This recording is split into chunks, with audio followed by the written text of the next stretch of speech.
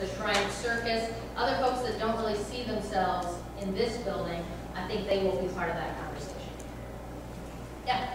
What currently occupies the property that this project would take up, and how would that property be acquired? All of the property for the new project is owned by the Burlington Northern and UP Railroads. The city has come to an agreement with them. They have a signed letter about how much it will cost them to purchase the land and also pay for relocation of the tracks. So what happens is the tracks that are right along the back of Lincoln Station now get moved to the west. They actually consolidate their operations where they might have, and I'm not going to use the right number, so I'm just going to say they have a multitude of tracks out there, some which they don't use now. They're going to consolidate those into a smaller number of tracks. We will maintain an Amtrak station that gets moved to the west against the tracks as well on the other side of the parking garages and those things. So we have an agreement. We think, you know, as soon as we get an okay vote from the voters, we can pay them that money and they will give us access. Has anybody looked into renovating the Bob Manning Center as opposed to doing this? Well, number one, this is a process that started because the city was looking at Pershing Auditorium. The city owns Pershing Auditorium and they do civic uses there. The university owns Devaney and they do their uses there. This is an opportunity for both of them to come together and use the same building. The city can't tell Devaney to renovate and then let them use it for concerts or other types of civic events. So this is really a conversation that started in talking about Pershing. I do know that if this is not successful, the athletic department has made it very clear that they will continue to make efforts to renovate Devaney, they will raise money, and they will try to improve the building. But I can tell you that this building, new construction is going to serve their needs and the needs of our community much better than trying to rely on Devaney to be continually updated over time. It's a full building. It doesn't serve the needs exactly the way they want. This building has been designed, that 20% design that's done is designed to give the Huskers a home court advantage. It creates a bowl. It gives them this great sense of home court advantage, like I said. And they've been very, the athletic department has been integral in that design process for that very reason. So could they? They absolutely could invest more money in Devaney. From the city's perspective, that doesn't do anything to address our needs for Pershing's. Yeah. Are designs being completed in a way that might minimize environmental impact, like are we looking at LEED certification on a lot of these buildings? Or? LEED certification has been discussed, and I have a different presentation. I had a planner that did something for a young professionals group last year. I can't remember, they're at some standard in the LEED continuum. It's not the very top, but some of the things they're doing in terms of the brownfield renovations that they will do with the land, you know, this is a perfect opportunity in terms of what the EPA will give you money, grant money to do. We'll be cleaning up railroad spillage and all kinds of stuff over there that we probably wouldn't if we didn't have this opportunity. There are lots of things in terms of how Lincoln Traction, our private partner that will build those private commercial retail things, they've been at the leading edge of kind of the LEED certification in other buildings they've done in Lincoln. I think they want to incorporate that into the buildings that they do down here. For the arena itself, I think some of it, you know, they're going to be as environmentally sensitive as they can while also being as efficient and using taxpayer dollars as efficiently as possible. But I'd be glad to follow up and get you more information about that. Yeah. Was there ever talk about adding a convention center? There was. I've been doing some public education about this since the summer of 2008, and it's about that time that they decided that we didn't need to have a convention center. When they did the Mayor's Events Facility Task Force in 2005-2006, they were planning to move forward with convention center space. And to be honest, the experience of Quest Center and how the revenues have flowed between their publicly owned Quest Center, Convention Center, and hotel, I think a lot of feedback we got through the public education process told the city of Lincoln, we don't want you to invest taxpayer dollars into convention center space that we don't think will actually be successful.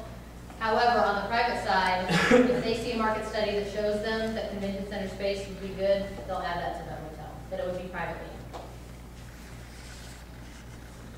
Any other questions? Okay, turn it over to her. Well, those are great questions, and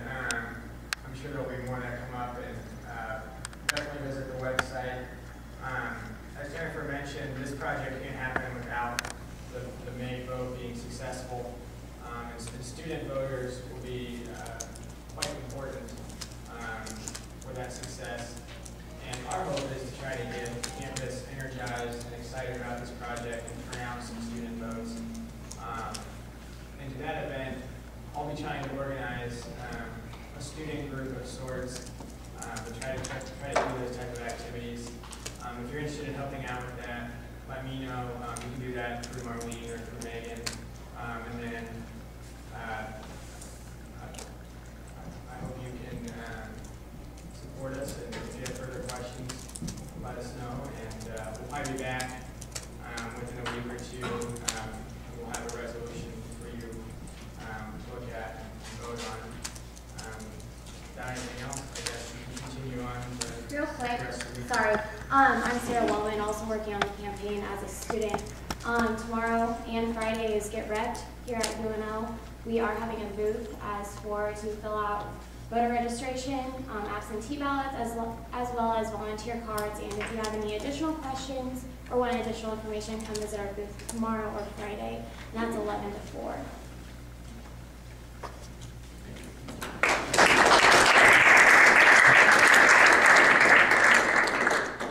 Thank you very much.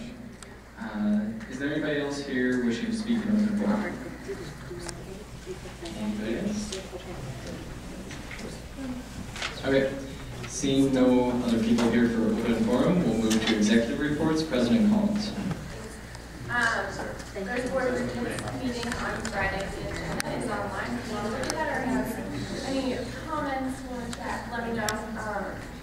Also, I sent out with the takeout last week the flyer of my junior week events. Those are still going on, so if you're interested, you should attend.